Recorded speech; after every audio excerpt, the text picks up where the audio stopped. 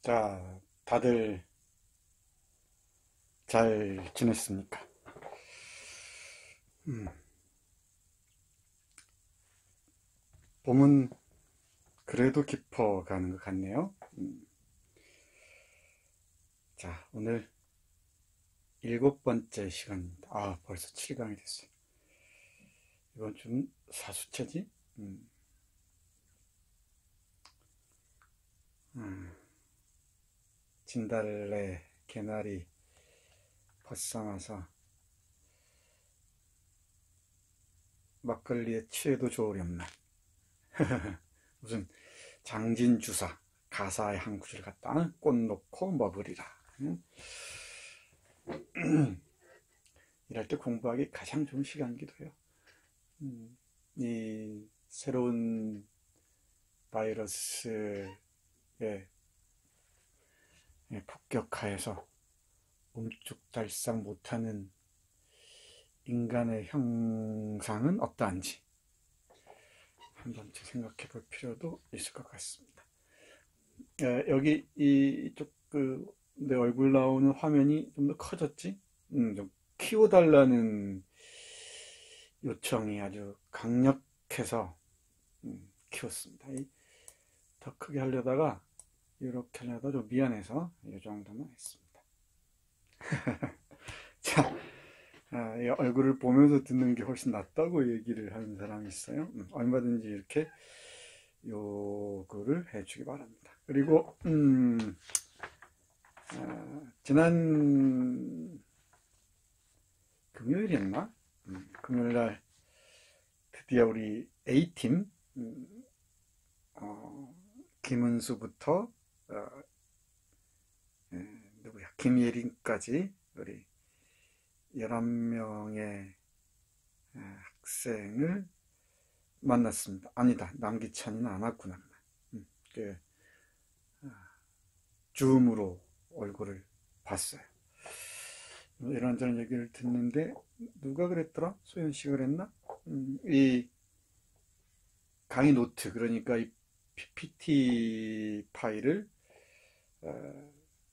올려주는 게 좋겠다라는 제안이 있어서 뭐 기꺼이 그러기로 했습니다. 오늘 강의 업로드하면서 가상대학의 이 PPT 파일도 함께 올리겠습니다. 미리 다운로드해서 프린트해서 거기에 필기하는 것도 괜찮은 방법일 것 같아요. 잘 모아두시기 바랍니다. 이 클립 파일에 잘 이렇게 끼워 놓으면은 오랜 세월이 흐른 후에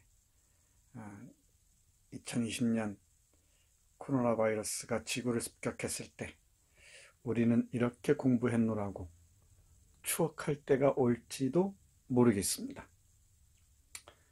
한 20년 후쯤 나는 이 세상에 어떨지 모르지만 여러분들은 아마 한 20년 전, 30년 전을 기억할지도 몰라요. 자, 출석 간단하게 부르겠습니다. 그 전에 이번 주 아마 수요일쯤에 B팀을 만날 겁니다.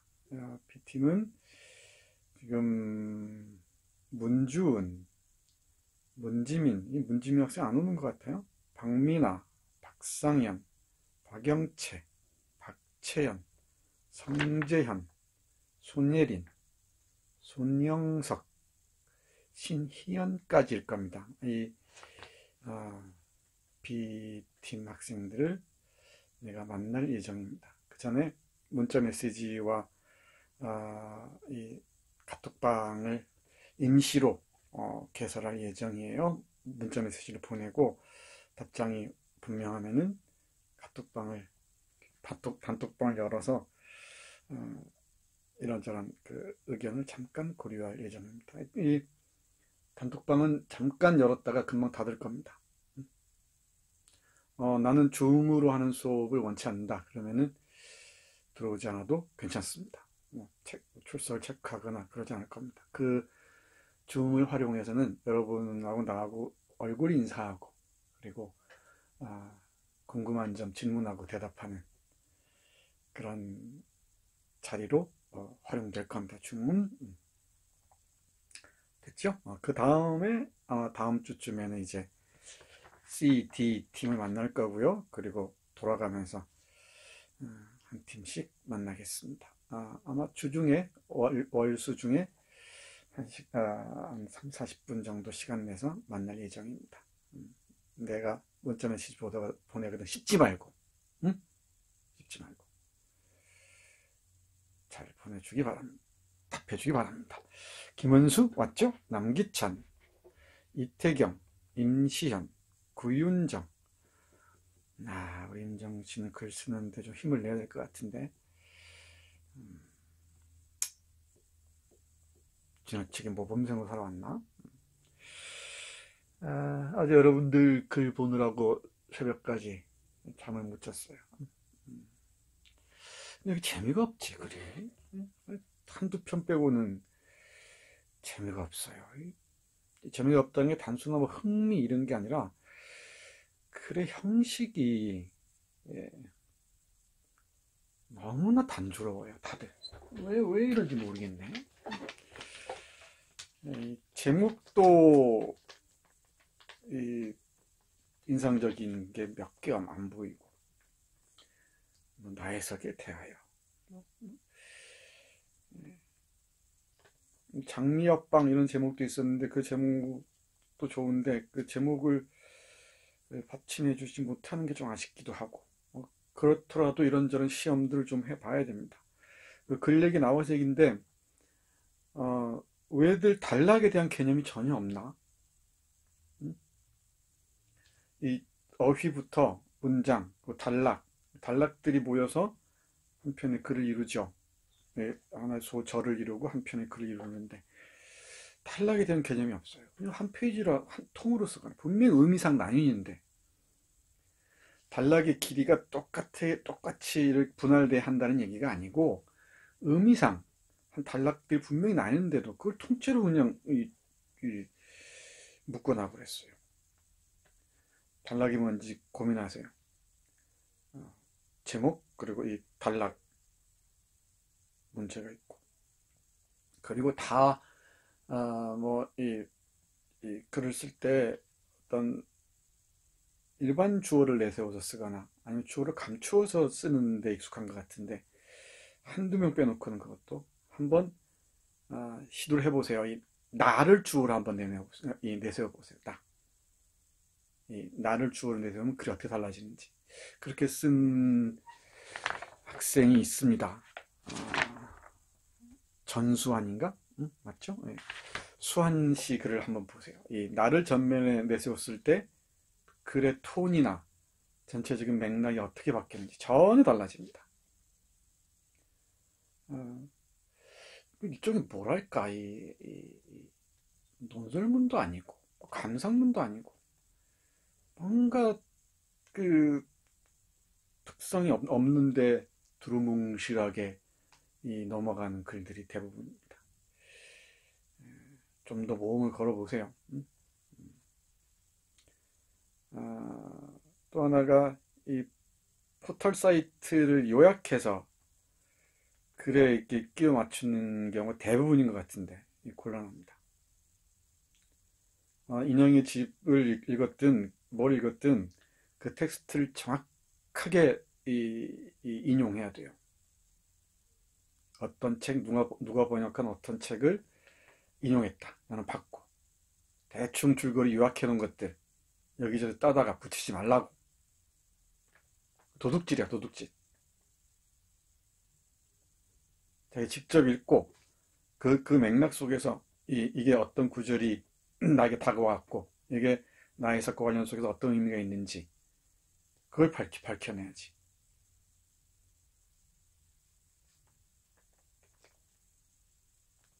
그러면 안 됩니다. 물론 인형의 집이나 뭐 유령까지 또는 김현실전까지 열심히 읽은 학생들이 분명히 있어요. 근데 대다수 학생들은 이 포털 사이트에서 검색해서 그냥 찾아서 끌어온 겁니다.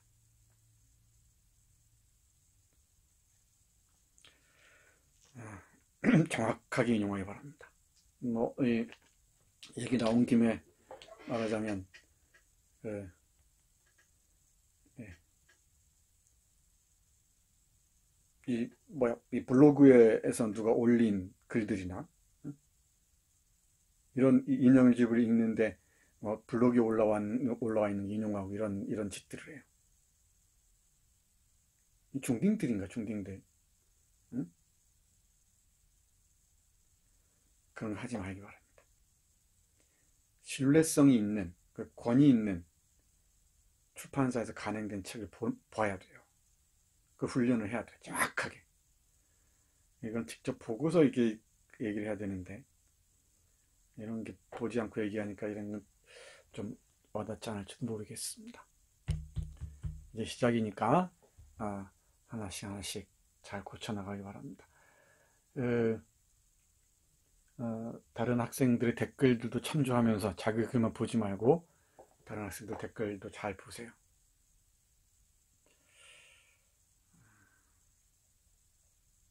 뭐 옛날에는 이따위 글 써오면 다 찢어버렸었습니다. 지금은 그렇게 못해요. 여러분들이 너무 여려졌습니다. 언제까지 이렇게 어린이처럼 살 것인지.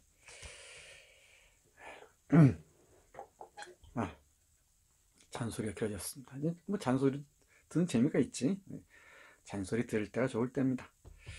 어디까지 했나? 김진우, 문주은, 김유리하고 문지민 학생은 다음부터 출석 안 부르겠습니다. 그다음에 박민아, 박상현, 상현 씨는 다 대부분 경위를 가지고 에세이를 썼는데 표본실의 청개구리로 에세이를 썼습니다. 뭐 괜찮습니다만은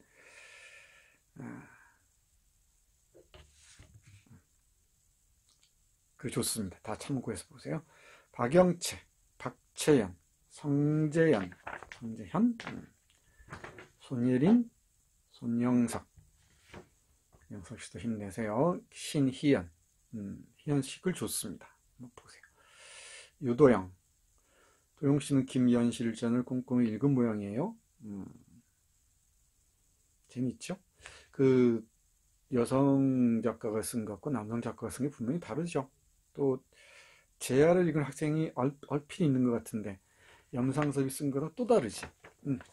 그런 걸 다른 이웃 텍스트들이 읽다 보면은 우리가 읽는 그 작품들이 훨씬 입체적으로 보일 겁니다. 그리고 글 쓰는 게 훨씬 수월해져요. 공부한 만큼 글은 입체적이 되고 그리고 이 질감이랄까 무게도 갖추게 됩니다. 그건 속일 수가 없어요. 유도영, 유아린, 아린 씨 글도 좋습니다. 보세요. 윤나현, 이건, 이민성, 이서연, 이승호. 우리 승호 씨는 글을 제출하면서 뭐 끼적여 봤습니다. 끼적여 보는 글을 제출하나? 실제 끼적인 것 같아요. 이찬욱, 임현주,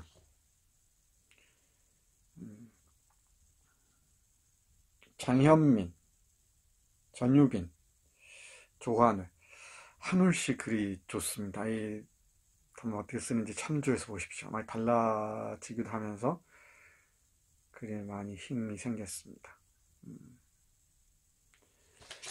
또 누구야? 박상현이 글하고 조하늘이 글을 한번 보세요. 조현진, 지민석, 지예림, 진가은, 분량도 중요한 형식이라고 얘기했습니다. 한지원, 박예완, 유주연, 주현식 글도 한번 보세요. 이하늘, 하늘이는 유령을 분명히 읽었는데 그 재밌는 유령을 왜 이렇게밖에 해석 못했는지 좀 아쉽습니다. 전수환, 앞에서 얘기했듯이 수환 씨는 나를 주어로 전면에 내세워서 글을 썼습니다. 어떻게 달라지는지 다른 학생들도 참고하기 바랍니다. 정한, 안다은. 이번 에세이는 별 재미가 없었어요. 좀 더 나아지겠죠? 출석 부르면서 여러분들 얼굴 보면서 얘기를 해야 되는데 얼굴 못 보는 게 너무너무 아쉽습니다. 자, 갈까요? 오늘은 연상석 두 번째 시간 표본실 청개구리 본 텍스트로 들어가겠습니다. 지난 시간에는 이 김동인에서 염상섭으로 이어지는 그 라인을 잠깐 봤고, 그리고 이 염상섭의 에세이, 산문이죠. 산문 지상선을 이화여와 개성과 예술을 얘기하면서 개성과 자아, 그리고 자아의 각성, 도기적 생명, 열랑빛달 이런 얘기를 했었습니다. 자, 한번 다 읽었지 이제? 쉽진 않았을 거예요. 어렸을 텐데 하나씩 봅시다. 어떻게 나가는지. 자, 글을 한번 볼게요. 여기 위쪽에 있는 이 사진이 경성역이에요. 경성역. 서울역입니다. 지금 남아있죠? 지금 무슨 박물관인가? 뭘로 쓰이고 있지? 경성역. 이 케이조 인터내셔널 스테이션이었습니다. 그러니까 경성을 일본어로 발음하면은, 일본어식으로 발음하면은 케이조의 케이조. 경성 국제역이었어요. 여기서 티켓을 끊으면 파리까지도 갈 수 있었습니다. 물론 뭐 하얼빈도 가고. 우리로서는 상상하기 어렵죠. 그러니까 이 분단이 우리의 상상력의 영토를 대단히 좁혀버렸어요. 섬이 되어버렸습니다. 그러니까 육로로 여행하는 것과 이 바닷길이나 이 비행기로 여행하는 건 완전히 다르지. 이 바닷길이나 비행기는 공항이나 이 항구를 뜨는 순간에 우리 망망한 그 빈 공간을 딱 놓여진단 말이야. 근데 육로로 가는 여행들은 모든 공기와 흙냄새와 풍경과 함께 호흡을 하죠. 전혀 다릅니다. 우리 몸이 받아들이는 장소 감각이 완전히 달라요. 근데 우리는 분단 이후에 장소 감각을 다 상실해 버렸습니다. 엄청난 손실이죠. 무엇으로도 상쇄할 수 없는 손실입니다. 물론 경성역이 일본 제국주의 지배 정책의 상징적인 루트이기도 했죠. 이게 우리 소설의 중요한 배경이에요. 장소적 배경입니다. 곳곳에서 나옵니다. 곳곳에서. 나중에 이상 박태원 할 때 집중적으로 또 얘기할 겁니다. 옆에 이건 그 대동강 부병루입니다. 부병루. 우리 만세전이란다. 표본실 청개구리의 이 대동강의 산책 장면이 대단히 중요하죠. 장발 청년을 본 곳입니다. 이 한국 문화사에서 뭐 고려시대부터 조선시대 대단히 중요한 곳인데, 이 대동강과 부병루, 이것도 분단 이후에 우리는 상실해버렸어요. 식민지 시대 작품들 읽다 보면은 이 대동강은 대단히 중요한 상징입니다. 뭐 김동인이든 염상섭이든 누구든 대단히 중요한 상징 공간인데 우리는 이곳을 가볼 수가 없습니다. 이것도 역시 엄청난 손실이죠. 식민지 시대 때 사진집들이 많이 있는데 그 사진집들을 보다 보면은 이런 그 풍경들을 만날 수가 있어요. 아릿합니다. 자꾸 이런 것도 한번 찾아봐야 돼요. 우리가 식민지에서 분단으로 넘어오면서 잃은 게 무엇인지. 이건 한국 문학사를 읽을 때도, 또는 한국 문학사를 들여다볼 때도 중요한 지점입니다. 표본실 청개구리는 1921년 작품이죠. 다 기억나지? 앞에서 얘기했었습니다. 등장인물은 X입니다. X의 의미, 뭐 미지수 X이기도 하고, X는 대단히 중요한 의미입니다. 뭐 불특정 누구일 수가 있는 거죠. 아마 근대인의 표상이 아닐까 싶은데, 나라고 전면 내세우지. X입니다. 수학에서 미지수 X도 대단히 중요한 역할을 하죠. 그 다음 H와 Y는 남포에서 만난 친구지. H는 서울에 있는 친구죠. 같이 경성에 있는 친구입니다. 같이 여행 가자고 한 사람이죠. YY가 남포에서 만난 친구지. 다음에 장발 사나이가 있습니다. 여기서 잠깐 만나. 근데 이 스쳐 지나가는 인물처럼 보이지만은 이 장발 사나이를 지켜보는 나 X와 H에게 이 사나이는 대단히 강렬한 인상으로 남죠. 그러니까 우연하게 스치는 것 같지만은 대단히 중요하게 남습니다. 왜 그럴까? 왜 그럴까? 특히 이 X, 내가 꿈꾸는 삶의 어떤 일면, 부분을 보여주기 때문이기도 하죠. 실현을 보여주기 때문이기도 하겠지. 그 다음에 김창옥이 등장하고요. 김창옥의 가족들은 김창옥의 이야기 속에 등장하지. 그래서 이 동선을 먼저 보세요. 여기 경성에서 다시 경성으로 돌아오는 루트입니다. 이런 걸 여로형 뭐 이런 얘기를 많이 쓰지. 여로형 소설, 여로형 이런 말 들어봤나? 들어봤겠지? 들어봤다고 하세요. 여기가 칠판이야, 칠판. 여로형 칠판으로 남겨놨어요.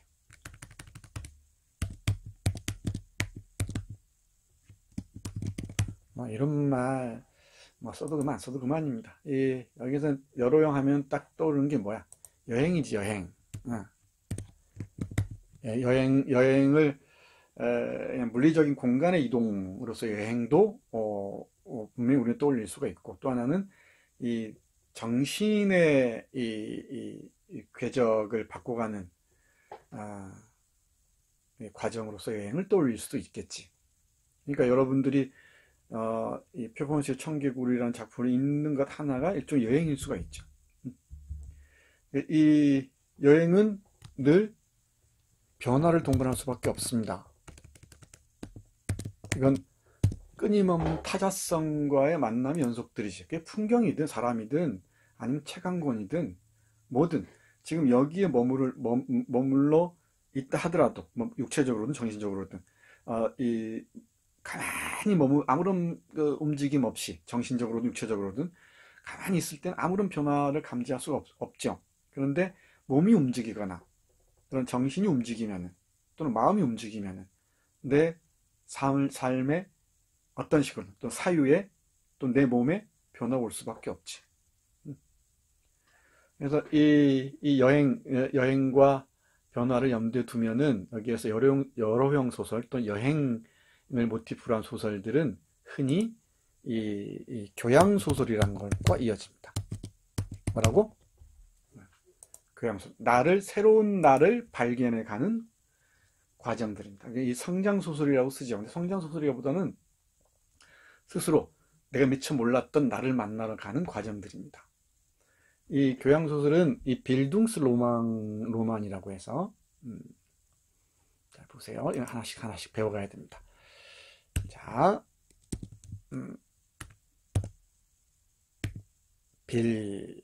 빌드 하면 뭐 BUILD 하면 빌드, 영어로 빌드 있지? 빌딩 할 때 그 빌드 독일어 형입니다. 빌둥 하면은 NG, 빌둥 하면은 빌딩이에요. 빌드. 우리가 축구할 때 골문으로 갈 때 빌드업 한다 그래. 빌드업. 뭔가 이렇게 하나씩 만들어 간다는 얘기지. 빌둥스, 독일어에서는 이 S가 들어오면 소유격식으로 단어를 만들어 가지. 알죠? 빌둥스 로만입니다. ROMAN. 빌둥스 로만. 따라해봐. 빌둥스 로만. 이걸 교양소설이라고 해요. 그러니까 어떤 한 주체, 한 인격이 점점 빌딩에 가는 것이, 뭔가 잘 형성해 가는 것을 그린 소설이에요. 독일 문학에서 나온 개념입니다. 독일 문해학에서 나온 개념이에요. 이 독일 교양소설의 큰 흐름은 이렇게 이어집니다. 잠깐 보면 이렇습니다. 괴테가 있습니다. 누구? 들어는 봤지? 읽지는 못했어도 아마 들어는 봤을 겁니다. 이광수 얘기하면서 감정교육 얘기했나? 이 괴테, 젊은 베르테르의 고뇌 또는 젊은 베르테르의 슬픔, 그리고 비렐름 마이스터의 수업시대, 편력시대라는 이 일련의 긴 작품이 있어요. 걸작입니다. 비렐름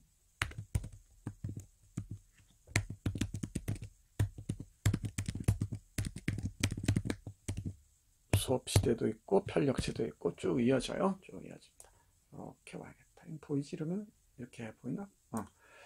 수업시대, 빌헬름 마이스터의 수업시대, 편력시대 이런 작품들이 다 번역되어 있어요. 괴테를 이어서 이 헤르만 헤세라는 사람 들어봤지? 헤르만 헤세 아마 이거 나 읽었는데 하는 사람 있을 듯도 하네. 수레바퀴 아래서라는, 이건 수레바퀴 아래에서라는 작품이 있습니다. 그리고 토마스 만이라는 작가가 있어요. 누구? 토마스 만이라는 작가가 있습니다. 토마스 만이 쓴 토니오 크레고라는,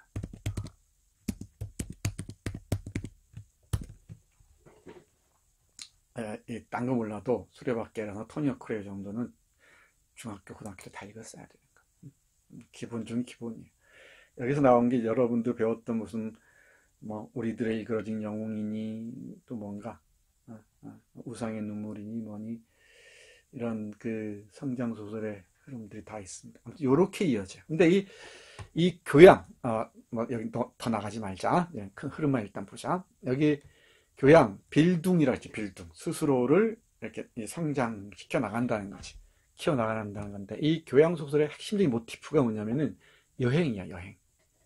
특히 이 괴테의 빌헬름 마이스터의 수업 시대가 그렇습니다.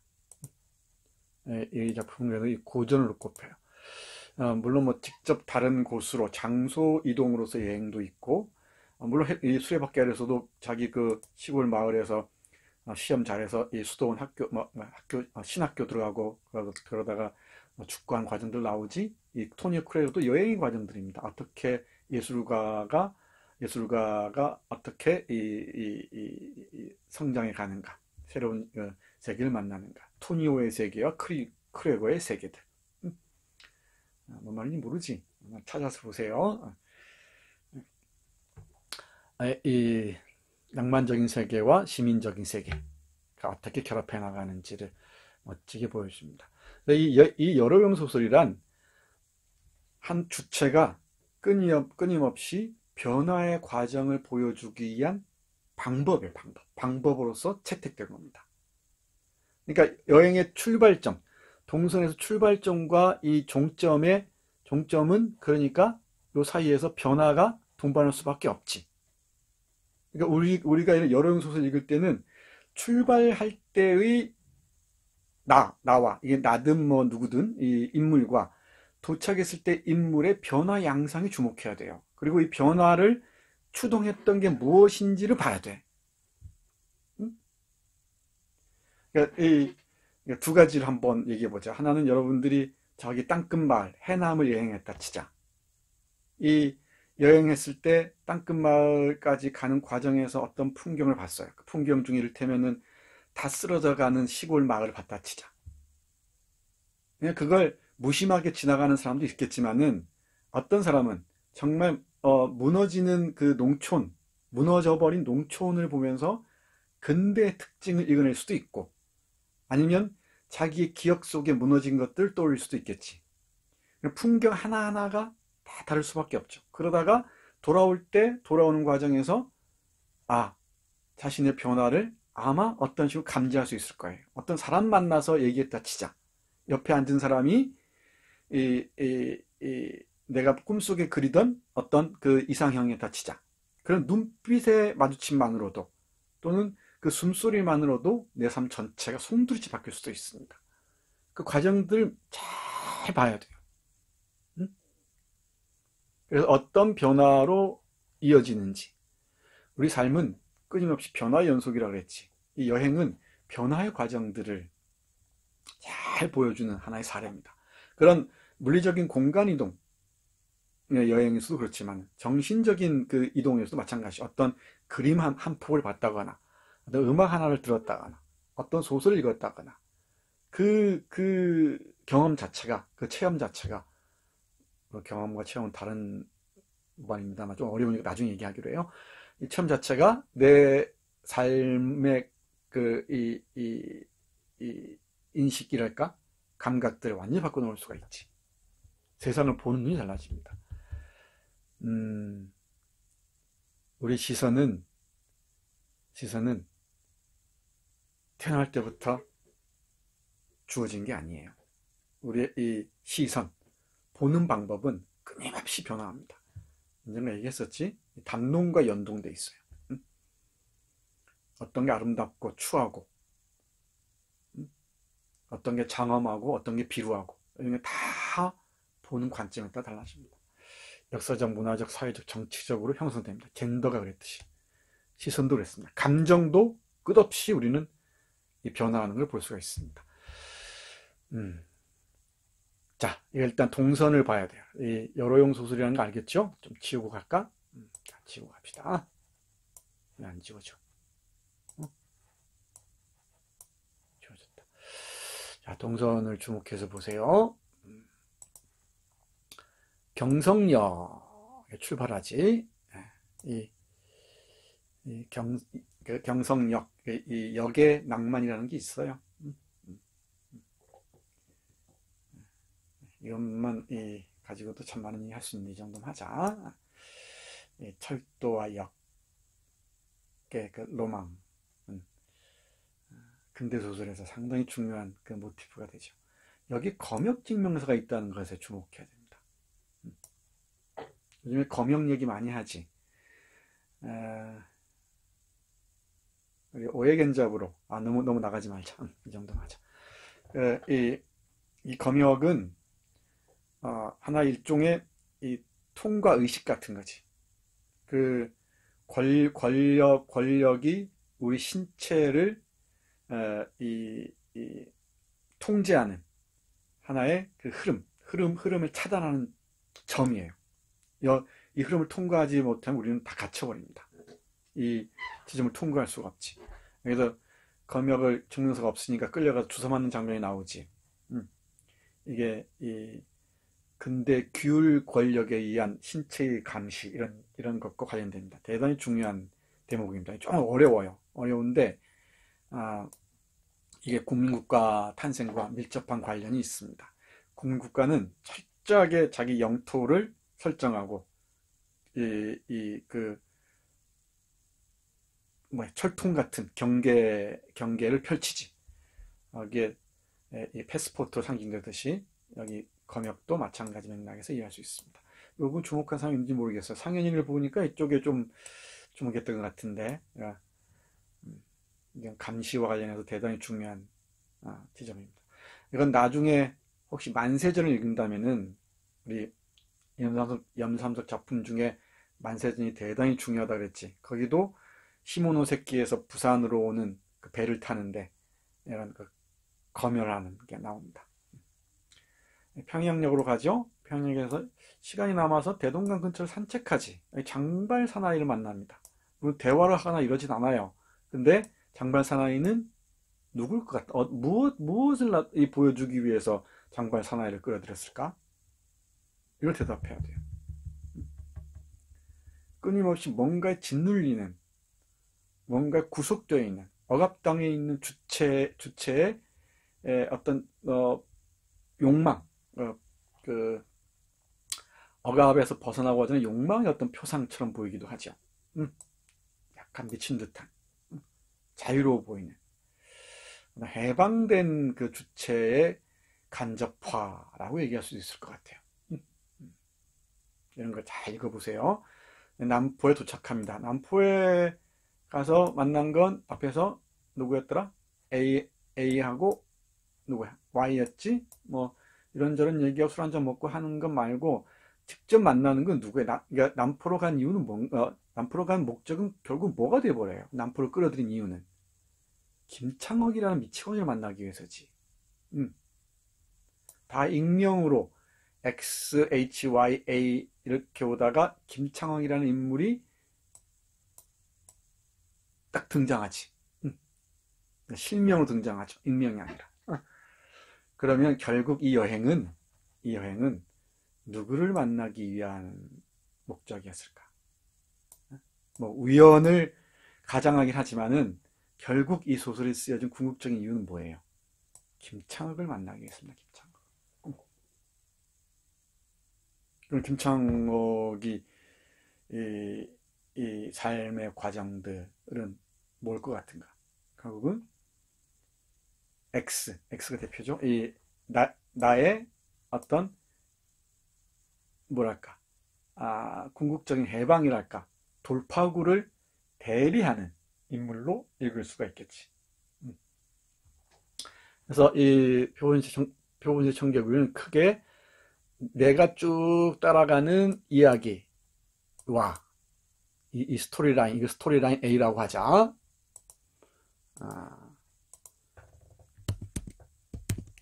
스토리라인 1이라고 합시다. 이게 X가 쭉 여행하는 과정이에요. 이 김창을 만나기까지 만나서 어쩌지 하고. 근데 다른 친구들은 김창을 좀 놀리고 그런 것처럼 보이지만 나는 그렇지가 않지. 그 시선에 주목해야 돼요. 이 김창을 바라보는 시선에.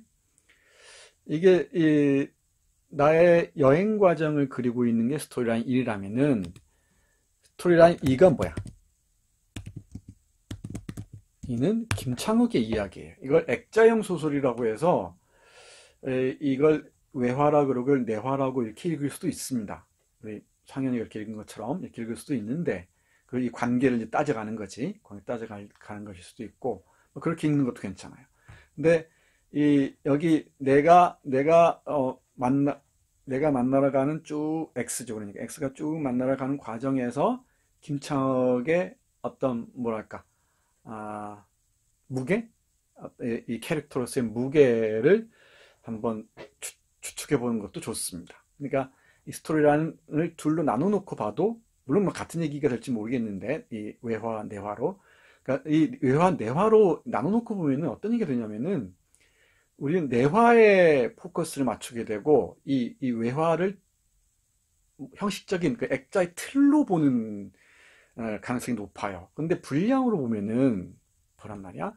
분량으로 보면은 이 스토리라인 1을 따라가는 이 분량이 많은가, 스토리라인 2를 따라가는 분량이 많은가, 구성하는 분량이 많은가. 이게 스토리라인 1에 할당할 수 있는 분량이 압도적으로 많지.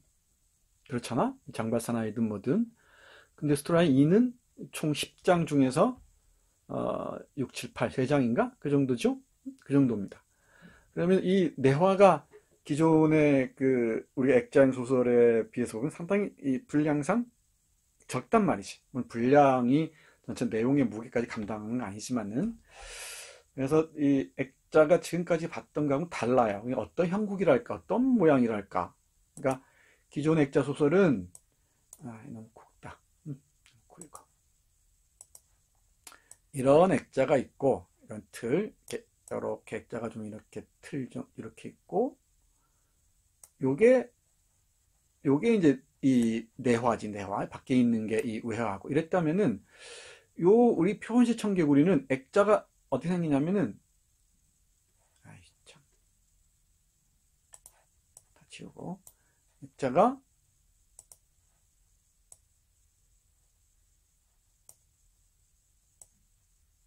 요게 액자고, 밖에 요게 액자고, 자, 여러분들 그림 잘 그려보세요. 지금 나 그림 잘 그리는데, 이게 마우스라는 게 잘 안 돼서 그래. 요게 내화인 셈이란 말이야. 이걸 초점화로 읽을 수도 있겠죠. 이게 김창욱의 얘기를 핵심에 놓고 이걸 외부 액자들을 얘기할 수 있을 것 같습니다. 해서 우리가 익히 봐왔던 뭐 다른 액자 소설과 달리 물론 뭐 이런 액자 소설 많이 있지만은 달리 요 전체적인 그 균형상 이 외화라고 얘기할 수 있는 게 압도적 분량이 많아요. 밀도 상당히 높습니다. 이쪽에. 좀 이따 보겠지만은 이쪽 김창욱의 얘기는 그냥 서사적으로 시계열적으로 쭉 얘기해 줬죠. 김창욱이가 뭐 젊었을 때 독립운동 한 것 같지? 감옥살이나 하고 나왔죠. 뭐 선생을 하다가 돌아오고 보니까 마누라가 어쩌고 이런 얘기 쭉 나오지. 여기는 그냥 쭉 어떤 정기적으로 쭉 나열해 놨단 말이야. 뭐 3층 집을 짓고 어쩌고 해서 저도 죽었다 이 얘기잖아. 이 얘기입니다. 여기는 근데 어때요? 여기는 시간적으로 이 시간은 스토리 시간이 상당히 길어요. 여기는 좀 어렵나 여기가? 안 어렵지? 그러니까 김창욱의 젊은 시절부터 지금까지 쭉 요약 정리해 놨지.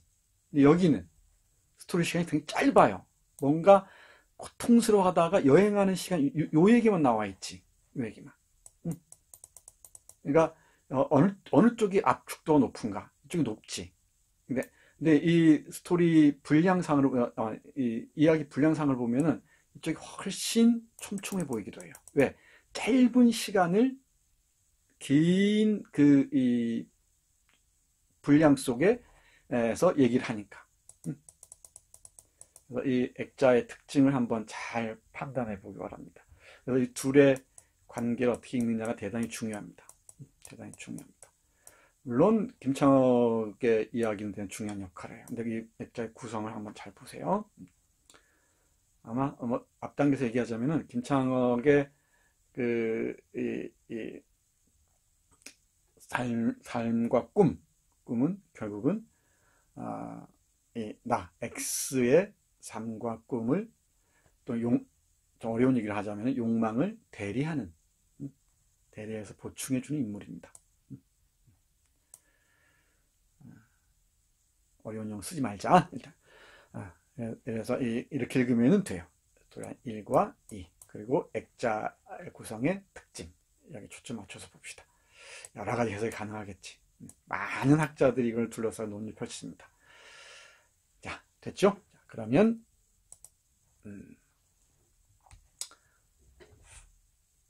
핵심 문장들을 한번 보죠.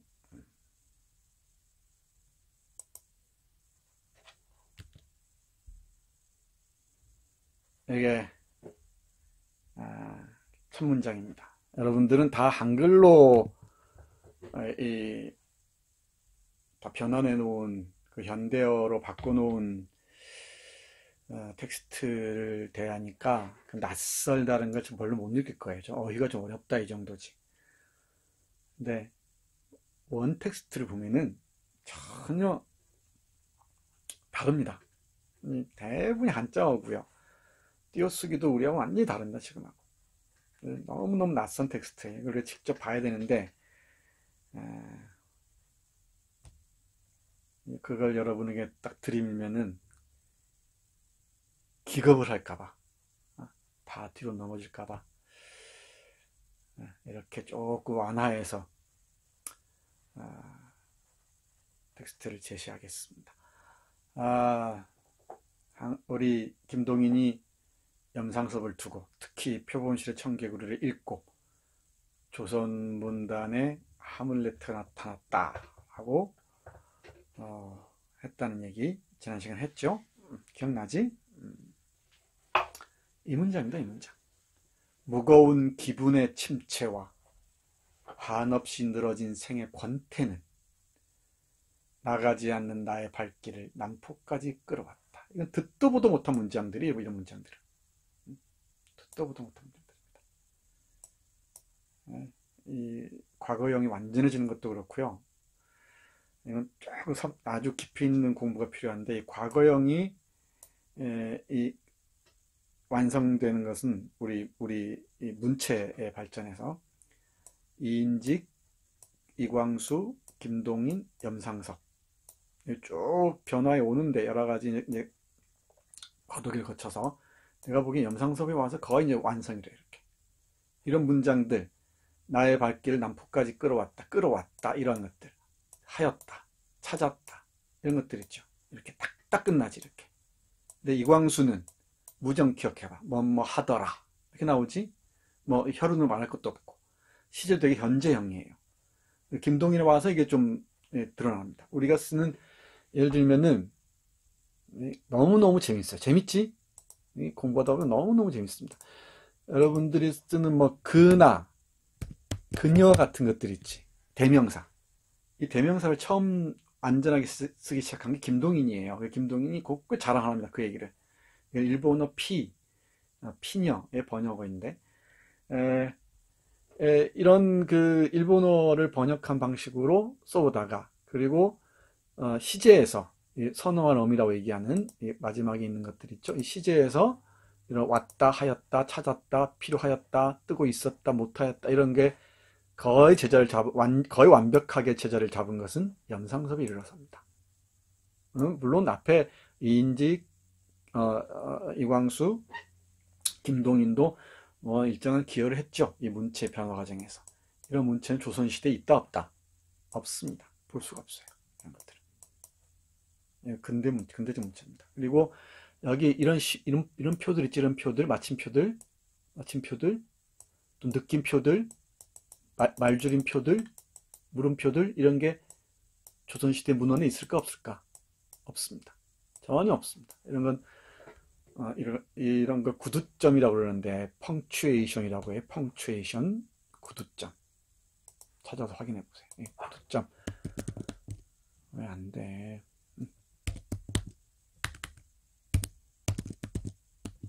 구두점이라고 합니다. 펑츄에이션, P-U-N-C, 펑트 하면은 뚫다 이런 뜻이지. 펑츄에이션입니다. 구두점, 이런 뭐 마침표니, 쉼표니, 물음표니, 말줄임표니, 느낌표니, 이런 것들은 다 근대문학의 형성 과정에서, 근대 문체의 형성 과정에서 온 겁니다. 상당히 어려워요. 이런 문제 그냥 지나갈 게 아닙니다.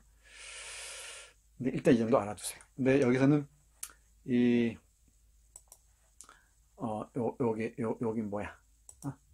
잘 봐봐. 여기 왔다, 과형들, 하였다, 이런 것들이 이제 완전하게 자리 잡습니다. 이걸 우리가 쓰고 있는 거예요. 지금 이런 문체들 우리가 쓰고 있는 겁니다. 이런 문장들. 조선시대 한글에는 한글 문장, 이런 문장이 없습니다. 제발 믿어줘요. 못 믿으면 찾아서 나한테 보여주세요. 자, 무거운 기분의 침체. 무겁지 말들이. 한없이 늘어진 생의 권태. 이 권태라는 말이 있을까 없을까? 이전에 글에 찾아보기 어렵습니다. 이 근대인들의 심리를 나타내는 중요한 어휘들입니다. 침체, 기분의 침체, 생의 권태. 찾아볼 수가 없어요. 그전에 나가지 않는, 이거 일본 문학, 일본 근대 문학과 일본이 번역한 서양 문학의 영향권에서 이런 표현들이 가능했던 겁니다. 이건 틀림없습니다. 이건 숨길 수가 없어요. 늘어진 생의 권태는 나가지 않는 나의 발길을 남포까지 끌어왔다. 이른바 무생물 주어 문장이지. 영어에서 얘기하는 주가 뭐야? 침체와 권태지. 침체와 권태가 내 발길을 끌어왔다지. 놀랍지, 이런 문장들. 영어의 직역투 문장이 그대로 들어가요.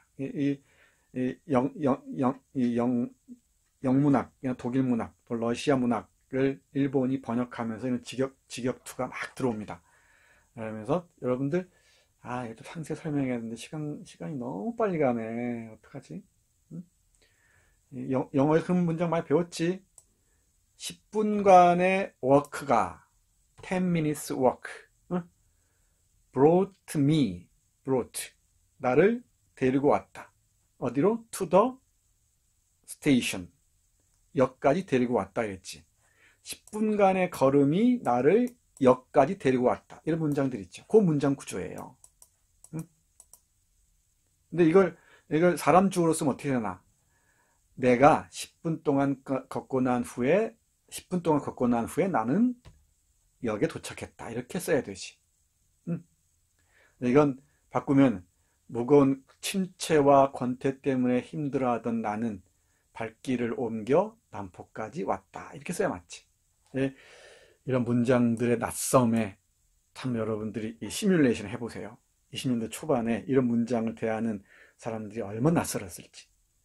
물론 이때 대부분의 독자들은 춘향전, 심청전, 장화홍련전 읽고 있었어요.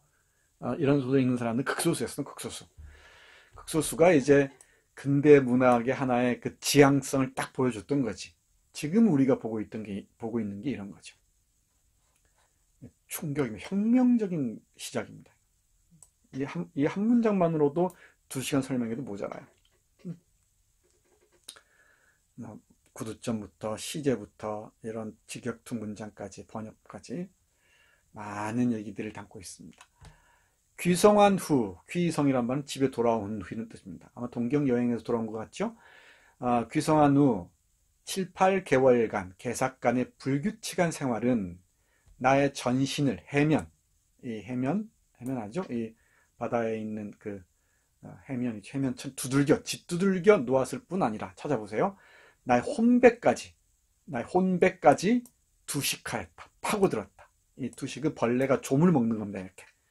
내 혼배까지 파고들었다. 어떤 현대인들의 어떤 이 정신적인 뭐랄까 이 깊은 권태들 이걸 그 끝까지 밀고 나간 사람이 이상이에요. 이상의 에세이 중에 권태라는 에세이가 있지. 이상의 수필 중에. 그리고 이상의 시와 소설을 관통하는 게 공포와 권태입니다. 공포와 권태. 권태가 이상의 텍스트에서 가장 자주 등장하는 건데 나중에 얘기할 거예요. 이상의 오감도 시제 1호 하나가 무섭다고 그러고 하는 것도 이제 공포와 그리고 이 권태라는 에세이에서 볼 수 있는 권태. 이건 근대인들의 어떤 내면 풍경을 가장 잘 보여주는 겁니다. 뭔가에 두려워해요. 그러면서 뭔가 뭐랄까 권태로워요. 무기력해. 이게 왜 이게 근대의 특성인지 이제 나중에 여러분 공부를 하다 보면은 이런 그 근대인들의 황량한 내면 풍경을 만나게 될 겁니다. 이 T.S. 엘리어트의 황무지나 그런 시들 읽다 보면 금방 알게 돼요. 왜 뛰어난 예술가들은 자본주의와 국민국가가 지배하는 이 시대에서 인간의 내면을 이렇게 황폐하게 그렸을까? 공포와 권태가 지배하는 것으로 그랬을까? 여러분에게 한번 비춰보기 바랍니다. 뭔가 우리가 상실해버렸다는 그 의식이 상당히 강렬한 것 같습니다. 나의 혼배까지 두식하였다. 나의 몸에 어디를 두드리든지 알코올과 니코틴의 독취를 내뿜지 않는 곳이 없을 만큼 필요하였다. 술과 담배에 찌들어 있었다 이 말이지. 피로했어. 침체, 권태, 그죠? 피로. 이게 근대인들의 정신적 풍경이에요. 이 경쟁의 논리가 지배하는 시대. 화폐 신이 전능한 힘으로 지배하는 세상에서 주체는 이렇게 끝없는 침체와 권태와 피로에서 빠져나올 줄 모릅니다. 이걸 어떻게 빠져나갈지 또 도모와 모색하는 게 또 예술가들의 몫이죠. 작가의 몫이지. 길은 뭐밖에 없다. 미칠 수밖에 없다. 누가 볼 때 미치는가요? 기준이 누가 볼 때예요? 이른바 정상이라고 하는 사람들이 볼 때는 미칠 수밖에 없지. 대부분의 예술가들은 따라서 미치광일 수밖에 없습니다. 그러니까 우리가 예술을 감상한다는 것은 또는 예술을 읽는다는 것은 그 미치광이의 의식에 관여한다는 거예요. 거기에 침투에 들어간다는 거지. 왜 저런 지경이 이르렀는지를 끊임없이 고민한다는 거지. 뭐가 저 사람을 미치게 했을까? 더구나 6, 7월 성하 한여름이에요. 한여름을 지내고 겹옷 입을 때가 되어서는 좀 날씨가 쌀쌀해졌다는 얘기지. 절기가 급변하에 갈수록 몸을 추스리기가 힘겨워서 동네 산보에도 식은땀을 줄줄 흘리고 친구와 이야기하며 두세 마디째부터 친구가 이야기를 하면 두세 마디가 채 끝나기도 전에 베개를 찾았다 이 말이지. 그러니까 누워야만 했다고 말이죠. 그러니까 정신적으로나 육체적으로 굉장히 지친 상태죠. 피로한 상태입니다. 이런 걸 찾아가야지. 아마 이게 식민지 조선문학의 최고를 보여주는 장면입니다. 물론 일본 문학과의 관계, 또 일본 문학이 번역한 세계문학과의 관계를 눈여겨봐야 돼요. 염상섭은 동경 유학을 하면서 그 거의 리얼타임으로 세계문학과 일본 문학을 만났으니까. 그래서 일본을 경유해서 이런 영향을 받았다는 데 대해서 불쾌해하는 사람도 있을지 몰라요. 전혀 불쾌할 필요 없습니다. 자연스러운 게 아니라 이런 어떤 이 문학 예술의 교섭을 우리가 당연하게 받아들여야 돼. 누가 우열 이런 게 아닙니다. 인간이 교섭 없이 다른 타자성과 다른 것과 만나지 않고 어떻게 나를 얘기할 수 있겠는가? 재밌지? 이렇게 한 달락 가지고도 우리는 밤새울 수가 있어요. 이거 가지고도. 한 줄 가지고도. 여러분들 이런 훈련들을 해나가야 돼. 그러면 전혀 다르게 읽힙니다. 그러면서도 무섭게 앙분하다. 뭔가 막 뭐랄까 부풀어 오른 신경, 뭔가 날카로운 신경 많은 잠자리에도 눈을 뜨고 있었다. 근대인들은 끝없이 뭔가 신경 과민에 시달리죠. 신경증 환자가 되죠. 뭔가 쫓기는 듯한. 이게 뭘까? 여러분들 정말 집에 있으면 정말 안온하고 편안하고 뭐 대지에 누우면은 정말 엄마 품에 안긴 것 같고 그런가? 이제 안 그렇지. 끝없이 뭔가 불안과 공포에 노출된다는 느낌이 있죠. 왜 그럴까? 우리 이거 자꾸 내 근대 특징이라고 얘기하는데 왜 그럴까? 근대인들. 나중에 게오르크 진멜이라는 사람을 공부할 기회가 아마 있을 거예요. 여러분들에게 찾아올 겁니다. 이 독일의 중요한 사회학자 중에 지멜 또는 진멜이라고 하는데 이런 사람이 있습니다. 예. 도시인들은 신경증 환자일 수밖에 없다 얘기를 해요. 근대인들은 도시인들이지. 예. 2회, 3회 울 때까지 달기 2회, 두 번째, 세 번째 울 때까지 엎치락뒤치락 거리다가 동이 번이 트는 것을 보고 잠도 못 자죠. 신경증 때문에. 겨우 눈을 붙이는 것이 일주일간이나 넘은 뒤에는 불을 끄고 드러눕지를 못하였다. 뭔가 쫓기고 있는 거지. 뭔가 불안한 겁니다. 그 중에서도 나의 머리에 교착하여, 이 교자가 악교풀 할 때 교자야. 악교할 때. 이 착자는 붙을 착자죠. 교착하여, 들러붙어서, 아주 끈덕지게 들러붙어서, 불을 끄고 누웠을 때나, 조용히 앉았을 때나, 가혹하게, 잔인하게 나의 신경을 엄습해오는 것은 해부된 개구리가 사지에 핀을 받고, 칠성판은 사람이 죽으면 놓이는 판이지, 해부된 개구리가 사지에 핀을 받고 칠성판 위에 자빠진 형상. 이게 한국 문학 사상의 최고 구절입니다. 해부된 개구리가 사지에 핀을 받고 칠성판 위에 자빠진 형상. 이 근대인의 정신적 풍경을 은유적으로 표현한 이 메타포로서 아주 강렬한 인상은 남습니다. 한번 그림을 그려보세요. 칠성판이 있어. 칠성판. 사람이 죽으면 놓이는 판이 있단 말이야. 판 위에 어떤 개구리가? 해부된 개구리가 사지, 내 팔과 다리를 핀에 꽂힌 채 딱 고정돼 있어요. 자빠져 있습니다. 이게 이 개구리의 형상이 누구의 형상이라는 거야? 이게 누구의 형상이라는 거야? 희연 씨, 빨리 대답해봐. 이게 침체와 권태와 피로와 신경증의 으로 앙분한 신경으로 이 고통스러워하는 그 모습이에요. 그 모습. 이 근대가 감시 체계를 기본으로 한다는 것은 잘 알려진 바와 같습니다. 대단히 중요합니다. 근대성 얘기할 때. 우리 근대성의 두 축이 뭐라고 그랬지? 자본주의와 국민국가라고 그랬지. 이 국민국가 작동하는 방식은, 그 방식의 핵심은 감시예요, 감시. 내가 이제 두고도 공부를 할 겁니다. 두고도 공부를 할 건데, 말로 한 김에 짧게만 얘기하자. 아, 이 시간이 뭐 이렇게 빨리 가니? 큰일 났다. 한 번 더 해야 되나? 잘 따라왔죠, 여기까지? 네. 잘 보세요. 네. 제레미 벤섬이라는 사람이 있어요.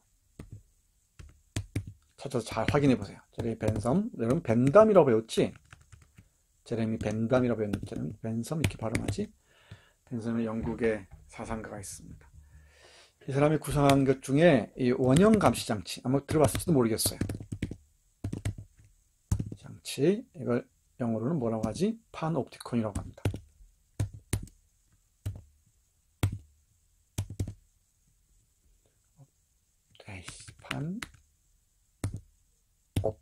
판옵티콘, C-O-N. 타이핑 늦다고 흉보지 마라잉. 판 어떻게 끊냐면은 이건 여기서 끊어야 돼. 이렇게 판 옵티콘. 판 하면은 넓은 이런 뜻이고, 옵티가 들어가면 안경점에 가면 옵티컬 이렇게 쓰여있지. 옵티가 눈이에요. 눈과 관련된 라틴어 어간입니다. 이 판옵티콘 하면은 원형 감시 장치인데, 이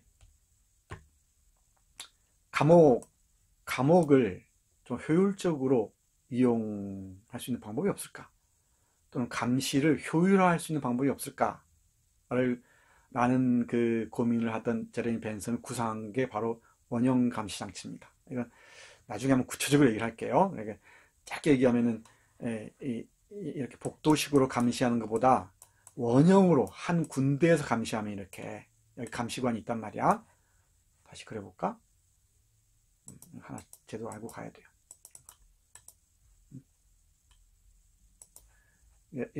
기존의 감시는 복도식 감시였단 말이지. 이렇게 있으면은 여기 교도관이 왔다 갔다 하면서 감방들 하나씩 감시한단 말이지. 그러면 이 죄수들은 발자국 소리를 듣고 뭐 오니 안 오니 알지. 그러니까 교도관이 멀어지면 딴짓도 그럴 수 있죠. 근데 이 공간 배치를 원형으로 바꿔봐요. 이렇게 바꾼단 말이야. 그리고 여기를 층층이 나눠서 여기를 다 죄수들의 방으로 만들어 놓고, 여기를 감시자는 여기 한 명만 둔단 말이죠. 그럼 어떤 효과가 발생할까? 이 죄수들은 교도관이 항상 여기 있다는 걸 의식할 수밖에 없어요. 언제든지 볼 수 있으니까. 이 복도형을 이 원형으로 바꾸는 순간 여기 죄수들은 항상적으로, 그러니까 늘 자신들이 감시당하고 있다는 점을 의식할 수밖에 없어. 응? 알겠지? 그러다 보면 이게 감시가 훨씬 효율화되겠지. 이거보다. 됐죠? 이걸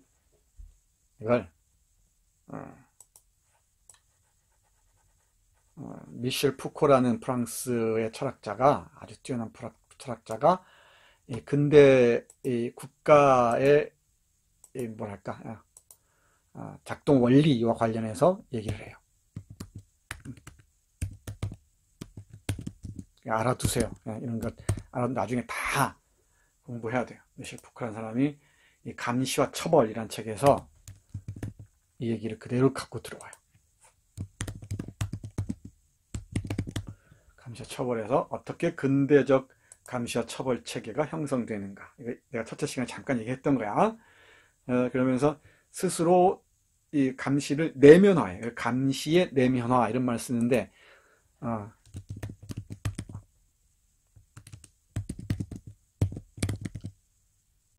내가 너 감시한다 이? 라고 얘기하지 않아도 나는 늘 감시당하고 있어. 라는 걸 내면화하는 겁니다. 이게 국민국가의 뭐 발달이라고 해야 되나? 뭐 이 국민국가가 점점 더 이렇게 제자리를 잡아가는 과정은 감시가 점점 더 철저해지는 과정입니다. 응? 뭔 말인지 딱 알겠지? 그러니까 빠져나갈 곳이 없어요. 아까 경성역의 검역도 이런 시스템과 관련되어 있죠. 이게 원형 감시 장치와 관련됩니다. 그래서 국가를 하나의 거대한 판옵티콘이라고 얘기를 해요. 요 용어들 잘 알아두세요. 근데 여기서 이 나는, X는 이런 뭔가에 감시당해서 내가 모조리 해부된 개구리의 형상이라는 것. 이걸 의식하고 있는 거야, 끝없이. 그러니까 내가 주사를 맞든 무슨 상관이야, 예를 들면은. 근데 철저하게 개찰구를 통과하더라도 이 감시에서 자유로울 수가 없지. 됐죠? 우리 근대인은 해부된 개구리다. 요 인식이요, 인식. 근데인. 우리는 이 감시망을 빠져나가기 어렵다라는 절망입니다, 절망. 이 빠져나가는 방법은 뭐밖에 없다. 미치광이 되는 길밖에 없다. 이 인식입니다. 대단히 비극적이죠. 이게 그래서 한국 문학사를 완전히 바꿔놓은 거예요. 김동인도 보는 눈이 있으니까 뒤로 자빠질 수밖에 없지. 뭐 마음이 옅은 자여, 뭐 약한 자의 슬픔, 이런 뭐 사랑 얘기, 뭐 배신 얘기 쓰던 것하고는 완전히 다르지. 마음이 옅은 자여나 이 약한 자의 슬픔은 김동인이 쓴 자기 스스로 정말 혁명적인 작품이라 얘기했는데 불과 1년 좀 넘어서 완전히 깨져버린 거죠. 됐죠? 기분의 침체와 생의 관태, 그리고 해부된 개구리의 형상, 요거 가지고도 한번 다 생각해 보자. 이것만 가지고도 여러분들 정말 많은 생각을 할 수가 있습니다. 네, 한번 이런 질문을 던져봐봐. 아, 내가 정말 해부된 개구리일까? 어떤 점에서 그렇지? 내가 스스로 뭔가를 의욕하고, 내 스스로 뭔가 판단하고, 내 스스로 결단해서 내 삶을 내가 살아낼 수 있는 가능성은 얼마나 열려 있을까? 그렇지 않으면 난 누군가의 보이지 않는 끊임없는 요구와 압박과 어떤 공포 분위기에 의해서 내가 어디론가 지금 끌려가는 것은 아닐까? 인간은 자유로운 주체라는 말을 아무렇지도 않게 사용하는데 과연 그럴까? 고민이 깊어지죠.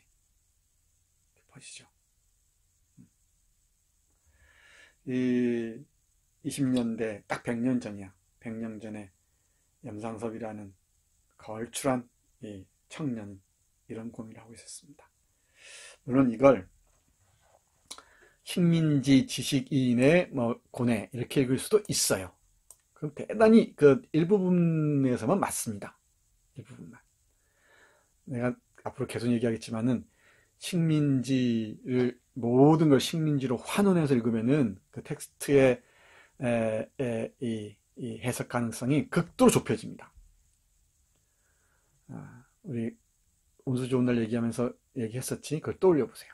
여러분들의 내면 풍경과 20년대 이 지식인의 내면 풍경 어떤 점에서 갖고 다른가? 여러분들은 정말 행복한가? 이런 불안, 권태, 이런 영혼이 막 정말 힘겨워지는 이런 것들 없나? 왜 내가 이렇게 대학 다니고 왜 고민을 해야지? 왜 내가 취직에 이렇게 불안해하고 어떤 폭력에 힘겨워해야지?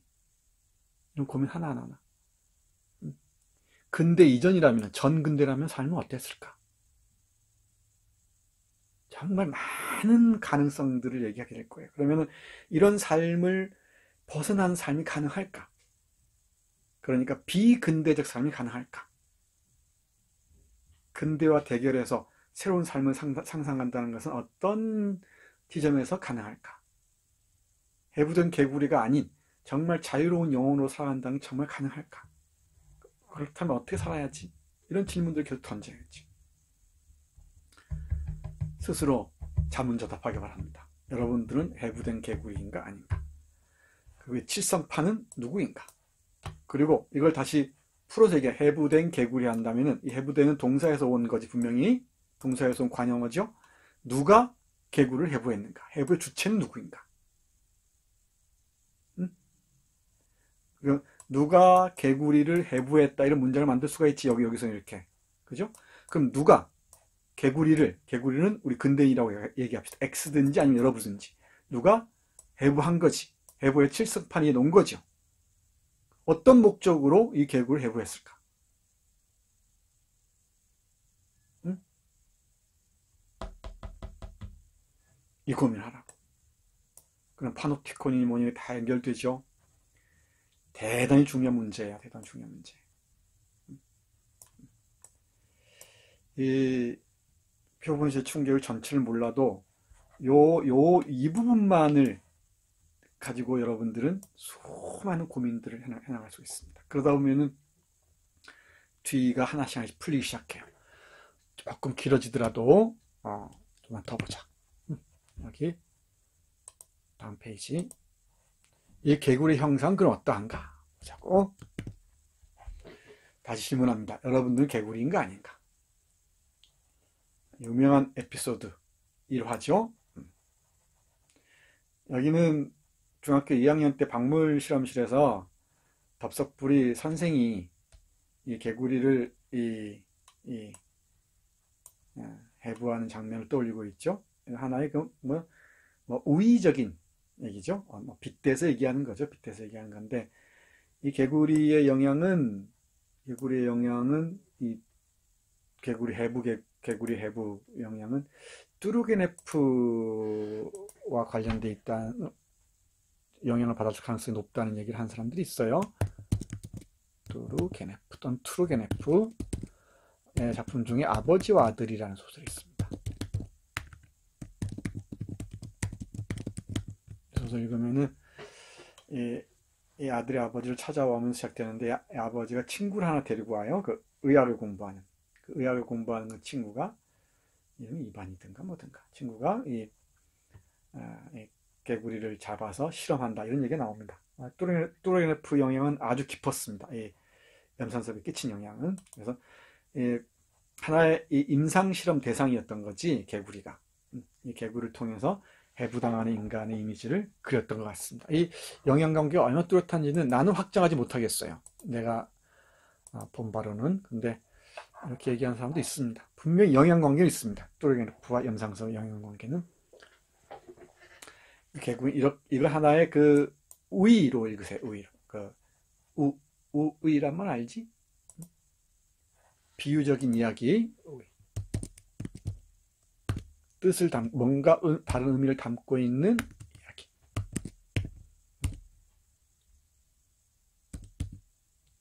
우의. 세 번째. 이렇게 했습니다. 여기는 뭐 길게 읽을 필요가 없죠. 대단히 중요한 부분입니다. 주정병, 알코올병에 채운 후 옹이하고 둘러서 있는 생도들을 돌아보면서 대발견을 한 듯이, 자 여러분, 이래도 아직 살아있는 걸 보시오. 뾰족한 바늘 끝으로 여기저기 콕콕 찌르는 대로 오장을 빼앗긴 개구리는 진저리를 치며 사지에 못 박힌 채 벌떡벌떡 고민하는 모양이었다. 8년이나 된 그 인상이 유사히 새삼스럽게 생각이 나서 아무리 잊으려고 해도 애를 써도 아니 되었다. 요게 그러니까 우리 X의, 나의 의식을 지배하고 있는 기억이에요. 이 기억은 단순한 기억이 아니지, 지금도 선명하다는 것이고, 자신이 곧 개구리라는 그 인식에 도달했을 때 이 기억의 강렬도는 훨씬 높아지겠지. 그지? 여기서 이제 어떤 이 상상으로까지 이어집니까? 남향한 유리창 밑에 번쩍 쳐드는 메스의 강렬한 반사광이 안공, 눈동자를 찌르는 것 같아 컴컴한 방 속에 누웠어도 꼭 감은 눈썹 밑이 부셨다. 그럴 때마다 머리맡에 놓인 책상 서랍 속에 넣어둔 면도칼이 조심이 되어서 못 견뎠다. 책상 서랍 속에 넣어둔 면도칼이 조심이 되어서 못 견뎠다. 뭔가 자살 충동이지. 이런 정신적인 압박 속에서 못 견뎌야 한다는 얘기지. 근데 지식인들의 내면 풍경을 개구리를 비유해서 잘 보여주는 장면입니다. 이건 어렵지 않죠? 이 개구리의 형상이 곧 근대인의 형상이다라고 염상섭은 얘기하고 싶었던 모양이죠. 이 X를 통해서. 그리고 물론 이건 근대인의 어떤 극한을 보여주는 거예요. 이 극한을 보여주면서 우리는 어떤 시대, 어떤 삶을 살고 있다는 걸 상징적으로 보여주고자 했던 것이지. 다시 여러분들은 앞에 질문 돌아가야 됩니다. 나는 개구리와 얼마나 다른가? 조금만 시간을 더 주세요. 수업 다 끝났으니까 나갈 사람 나가도 돼요.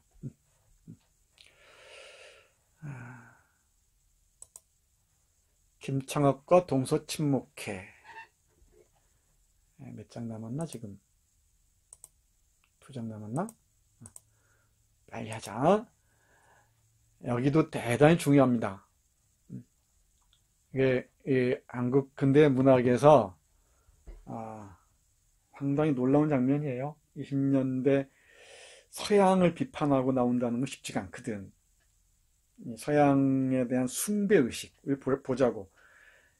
김홍련이가 워싱턴으로 간다 그랬지. 형식 일행은 어디로 가? 시카고로 가죠. 대부분 이렇게 문명의 중심부로 가고자 하는 욕망에서 못 벗어나고 있었단 말이야. 근데 우리 염상섭은 이 구주대전이란 말이 나오죠. 여기 이게 1차 세계대전이에요. 몇 년부터 몇 년까지? 14년부터 18년까지지. 여기 지성사가 서양 문명에 대한 이 의식이 완전히 무너지거든. 이때 와서는. 서구의 몰락이라는 이 책이 있어요. 오스발트 슈팽글러라는 사람의 책. 서구가 무너졌다는 인식이 지식인들 사이에서 퍼져나가고 있었던 거지. 이제 서양 인식이 달라집니다. 미국 중심, 유럽 중심의 세계에서 벗어나야 한다. 유럽의 근대를 비판하고 나왔던 것이지. 완전히 다른 사고방식이죠. 지금 코로나19가 엄습하고 있는 시점에서 서양 중심의 세계관이 흔들리고 있잖아. 100년 후에 찾아온 것 같아요. 내가 보기엔. 근데 대부분의 지식인들은 그래도 세계 중심은 유럽이다. 미국이다. 이런 인식에서 못 벗어나고 있었습니다. 영삼석은 비판적으로 바라봅니다. 약육강식이니 뭐니 이런 것을 비판하고 들어가요. 네, 그러면서 이제 개구리 꼴이 된 이유가 뭐다라는 걸 김창을 통해서 보여주고자 하는 거지. 김창혁의 이 세계인식 비판을 통해서 보여줍니다. 보세요. 김창혁이 내뱉는 얘기. 아까 말씀한 것 같이 성경이 가르치신 바 불의 심판이 끝나지 않았습니까?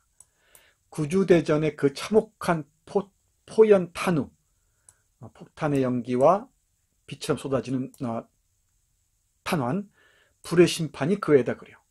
이성적인 인간이라는 자들이, 합리적인 인간인 자들이 저렇게 저주받을 짓을 한단 말이야. 그러나 이번 전쟁이 왜 일어났나요? 이 세상은 물질 만능, 금전 만능의 시대라.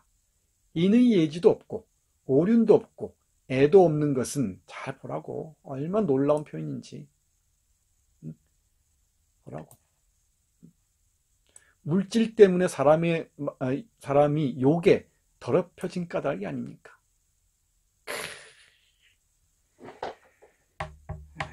물론 일본 근대문학에는 이런 얘기가 있어요. 우리 나스메 소세케나 많이 있습니다.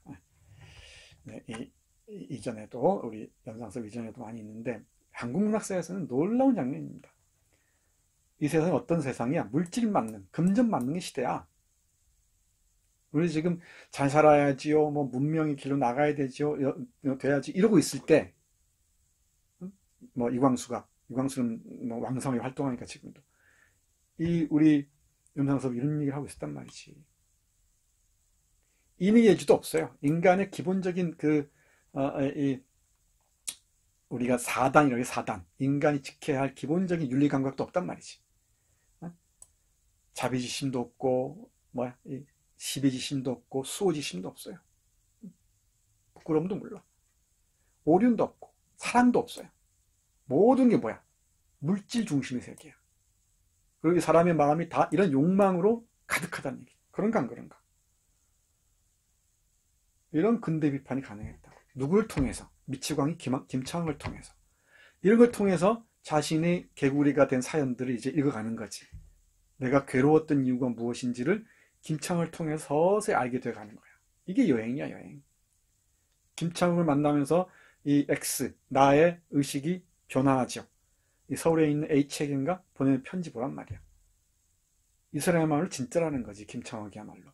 미치광이만 진실에 육박할 수가 있어요. 나는 권태와 피로에서 못 태어나고 있었지.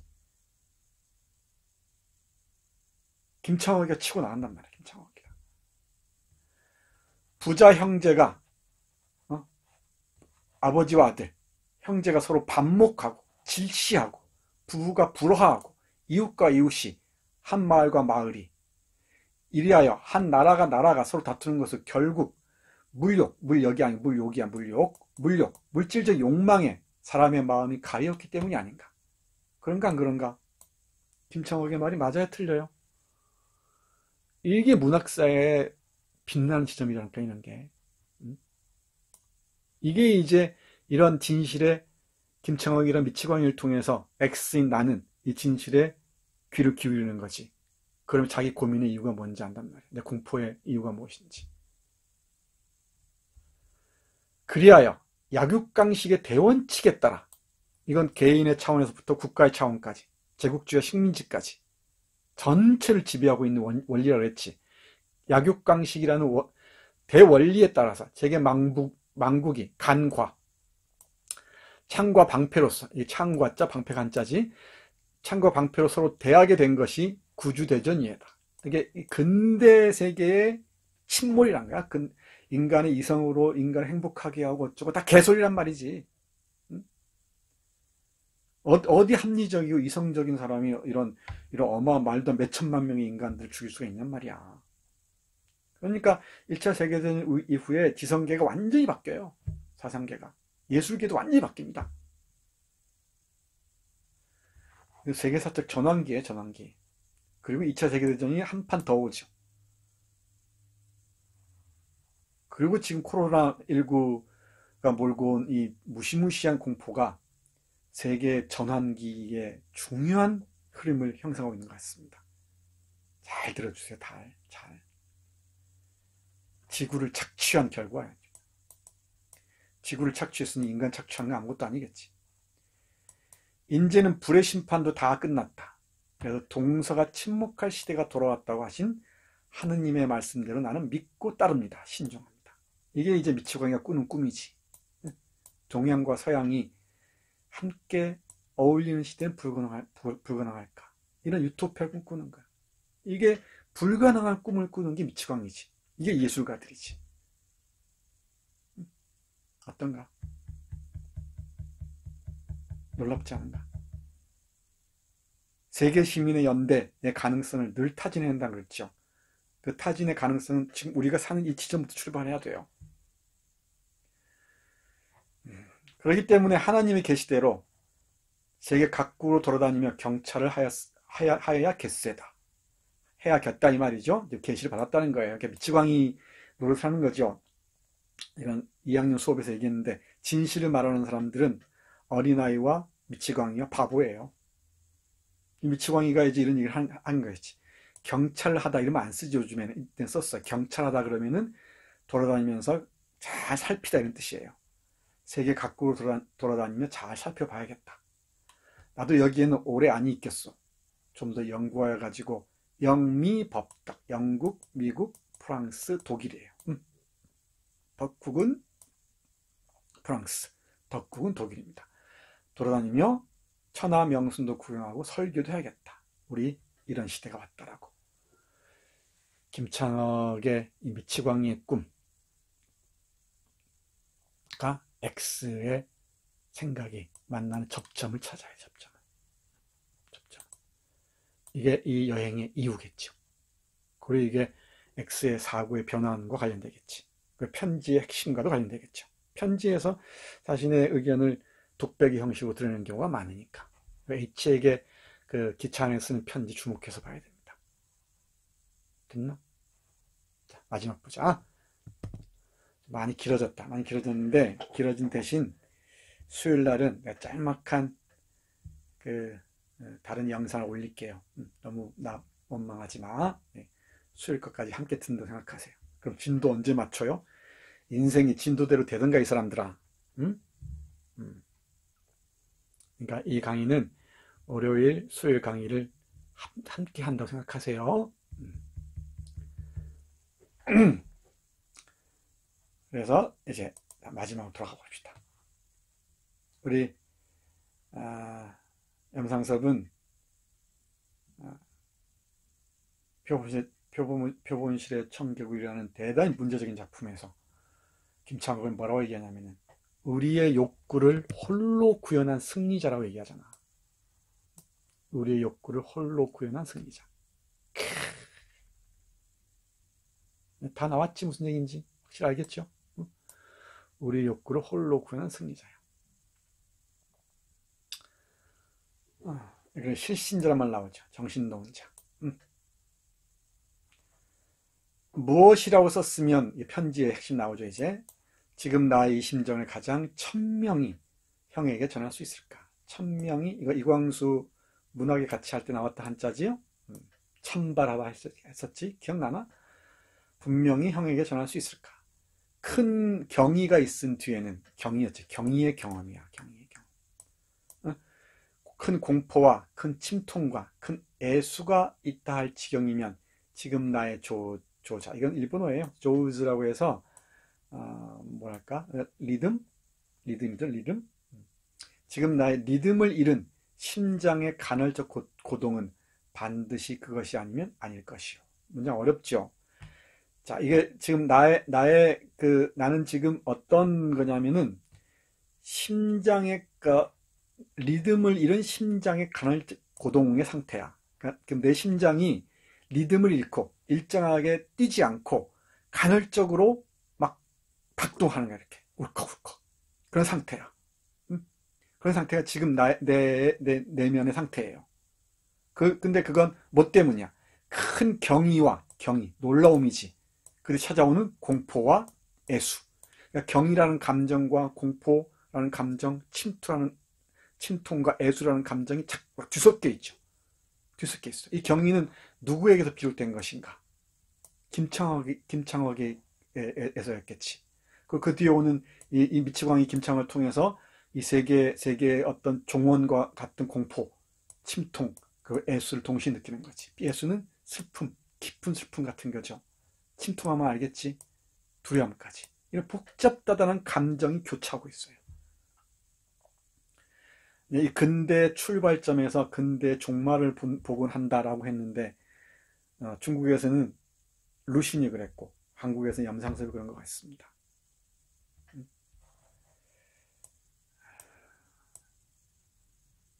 주목해서 보세요. 인생의 진실된 일면을 축혀들고 이 문장 이해갔지? 큰 경의가 있은 뒤에 복잡다단한 그런 감정의 뒤섞임이 있다면 바로 지금의 내 상태가 그렇다는 거야. 바로 그렇게 모든 뒤섞인 상태라는 것이. 그러다 보니까 심장도 제대로 뛰지 않아요.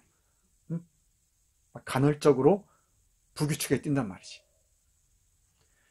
인생의 진실된 일면을 축혀들고 거침없이 육박하여 인생의 진실된 일면을 들고서 거침없이 육박하여 올 내 전력을 에워싸는 것은 육박한 내 전령을 파견하다 이런 말 쓰지. 전령을 에워싸는 것은 경악의 전율이요.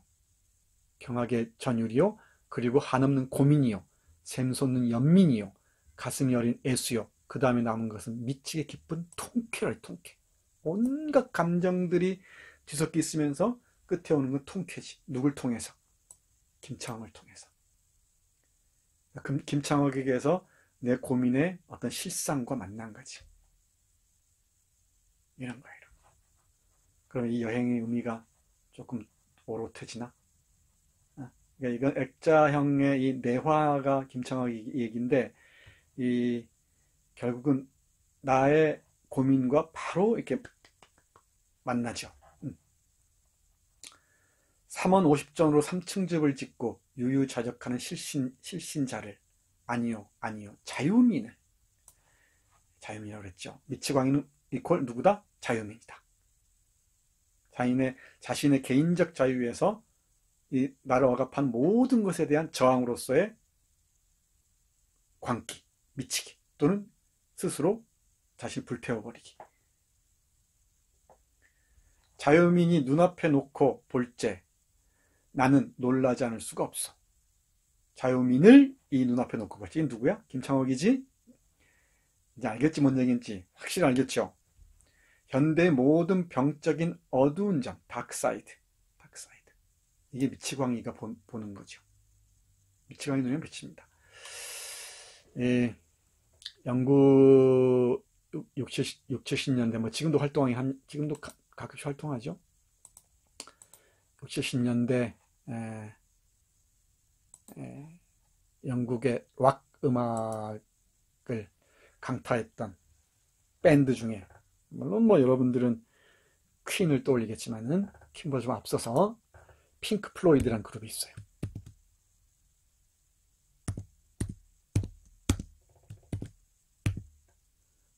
PLYOD, 핑크 플로이드 맞지? 이 사람의 앨범 중에 다크 사이드 오브 더 문 더가 있던가 없던가.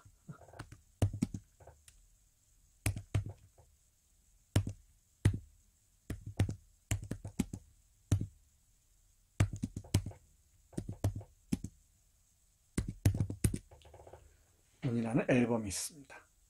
그리고 이 월이라는 앨범도 아주 좋아요. 더 월이라는 앨범도 아주 좋습니다. 나온 김에 얘기하자면은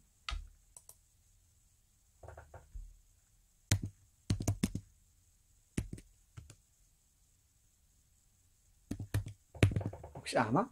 이런 앨범들? 요즘에 유튜브에서 이 라이브로 다 볼 수 있으니까 한번 보세요. 더 월이라는 앨범은 충격적입니다. 뮤직비디오가 약 100분 가까운 뮤직비디오가 있어요. 한번 보세요.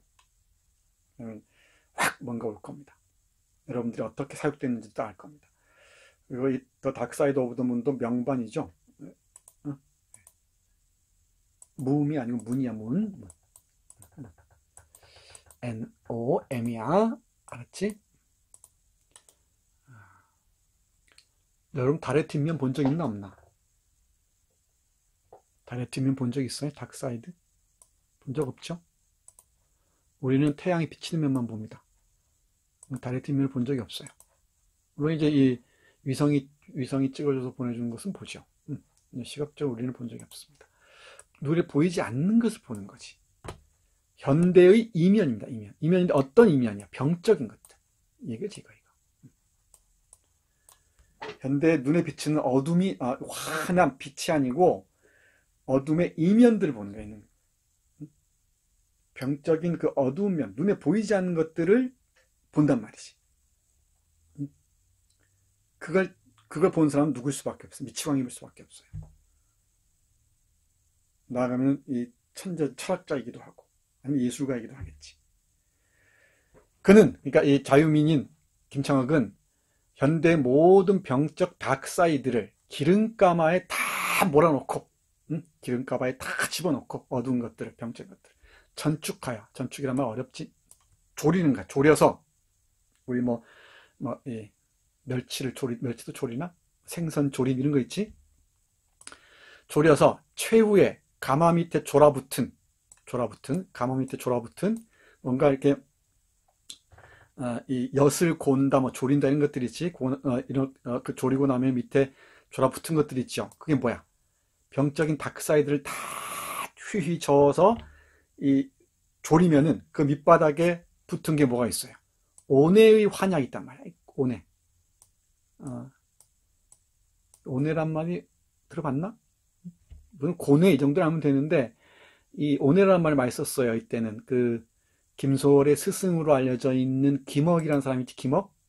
김소월의 스승이 김억이라는 사람이 있습니다. 이 김억 번역도 많이 했는데 김억의 시집 중에 온해의 무도라는 게 있습니다. 번역 시집이지. 온해의 무도. 고뇌의 춤이라는 뜻이죠. 여기서 많이 눈에 익었을 거예요. 그 가마 밑에 졸아붙은 온해의 환약은 우리가 한약의 환약 있잖아. 이게 동그랗게 새알처럼 만든 거 있지. 그 고통스러운 환약이 빠지직 타는 것 같기도 하고, 우리의 욕구를 홀로 구현한, 나오지? 우리의 욕구를 홀로 구현한, 우리의 그 저 밑바닥에 있는 자유롭고자 하는 욕망이나 이런 걸까 아마, 그지? 이 욕구를 홀로 구현한 승리자 같기도 하여 보입니다. 누가? 김창옥이. 모두 온해를 다, 뭐야, 감당하고 있는 사람처럼 보이기도 하고, 그리고 우리의 표현하지 못한 욕구를 홀로 할 때 홀로 다 구체적으로 드러난 승리자처럼 보이기도 합니다. 그리고 뭐라 그래? 나는 암만 해도 남의 일같이 생각할 수 없다 그랬지. 여기서 이제 김창학을 만나게 된, 김창학과에 만난 그 의미가 분명해지죠. 그러면 이제 맨 앞부분에 개구리의 칠성판 위에 나자빠져 있는 개구리의 형상에서 왜 내가 이러고 있는가를 김창을 통해서 좀 더 구체적으로 알게 된 거지. 그러면 출구가 보이기도 하나? 글쎄요. 출구가 보이면 너무 해결이 쉽죠. 나머지들은 다 열려 있습니다. 여러분들이 고민해야 됩니다. 그 X인 나는, 근대인들의 초상인 이 개구리라면은 과연 김창옥의 길로 갈 것인가? 자유를 추구해서 저 시베리아, 남양으로 갈 것인가? 우리 앞부분에 나와 있었지, 그런 부분들. 정신의 그 무궁무진한 대지로 나갈 것인가? 아니면 끊임없이 칠성판 위에서 버르작거리면서 이 오장들 다 박탈당한 채 근근히 목숨만 이어갈 것인가? 어쩔 것인가? 그것이 문제네요.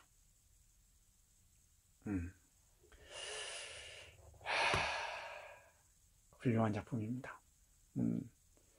나는 내 꿈이 그런 겁니다. 이 만세전 하나 가지고 한 학기 내내 여러분들과 함께 공부하는 거예요. 그게 진짜 대학입니다, 내가 보기엔. 그럼 다 얘기할 수 있어요, 다.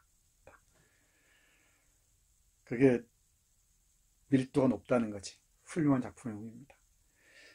이 배우분실의 청개구리와 만세전만 가지고도 그냥 근대, 현대문화까지 다 얘기할 수 있습니다. 다 끌어오면서. 그런 공부도 해나가야 돼요. 문이 아니고 문이라고 그랬다, 문. 너무 길어졌다. 100분이 다 돼가네. 선생님 만만치가 않지?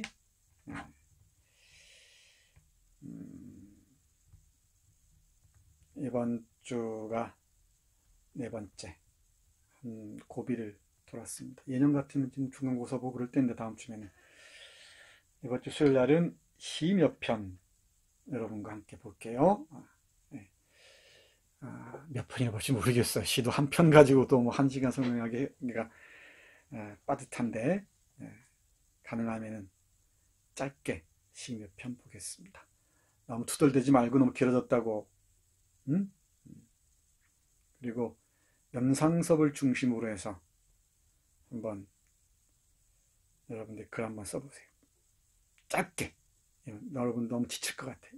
이번 주까지만 에세이 쓰고 나면은 이번 주 일요일 자정까지, 다음 주부터는 이제 조금 뭐랄까 여유가 생길 겁니다.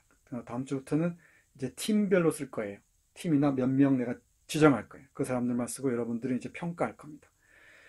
그러면서 여러분들은 한 3, 4주에 이제 한 편 정도만 쓰고 나머지 기말 에세이로 나가면 돼요.